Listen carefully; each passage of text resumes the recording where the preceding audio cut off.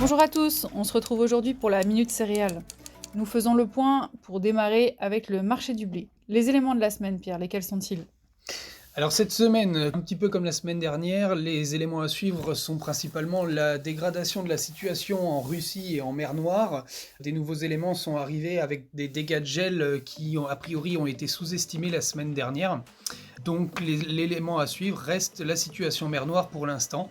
Il faut savoir qu'on a eu les blés d'hiver sur la partie mer Noire ont été bien touchés avec des températures inférieures, donc on était à -2 à -9 degrés constatés. Et sur les blés qui étaient en stade d'épiaison, on a pu constater des pertes de 20 à 30%. Donc voilà, donc sur ce graphe de l'échéance décembre 24 en blé, vous pouvez constater ici que le support est autour de 252 eurotonnes. On a une résistance qui est à 265. Vous pouvez constater finalement qu'on n'a pas eu ces niveaux de prix depuis le mois d'août, donc depuis quasiment presque plus de 10 mois. Donc si on prend un peu de recul par rapport à la situation, on s'aperçoit que c'est quand même des niveaux de prix qui restent très confortables, qu'on n'a pas vu depuis plus de 10 mois, donc c'est quand même pas négligeable, et qui laissent aussi présager un certain maintien de tendance. À voir comment les choses se confirment auprès finalement de la météo russe, avec les éléments qu'on a cités en amont. Il faut savoir que si le marché clôture au-dessus de 265, là on vient sur une nouvelle tendance, mais on peut constater avec le mouvement de ce graphique-là quand même qu'il va falloir avoir des éléments un peu plus importants, un peu plus conséquents, un peu plus significatifs pour pouvoir passer ce cap-là et y rester.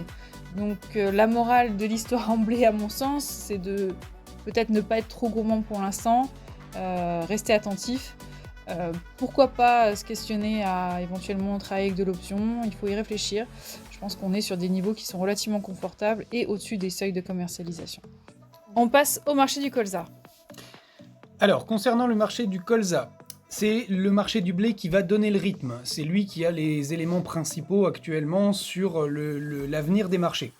Malgré tout, il y a quand même eu des dégâts récents, notamment en Ukraine, sur les pois et les colzas qui ont subi la pression gel la semaine dernière, dont on parlait juste précédemment sur le blé. Donc un petit peu de dégâts qui sont sur des cultures en floraison qui peuvent impacter le rendement.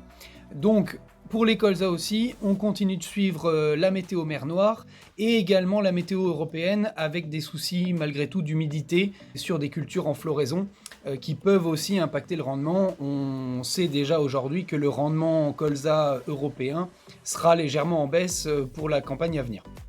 Concernant les graphiques, on reste sur les mêmes niveaux de support et résistance que la semaine dernière, à savoir sur l'échéance novembre 24 du massif colza, on a un support à 472 3/4 et une résistance à 500.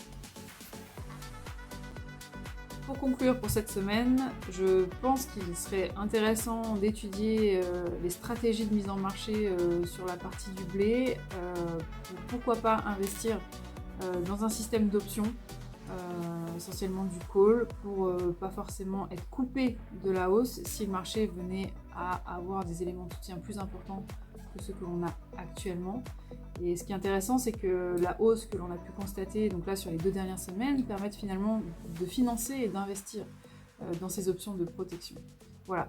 Si vous avez des questions, n'hésitez pas à nous appeler et nous vous aiderons à mettre en place ces stratégies personnalisées. Je vous remercie pour votre écoute. À bientôt. Au revoir.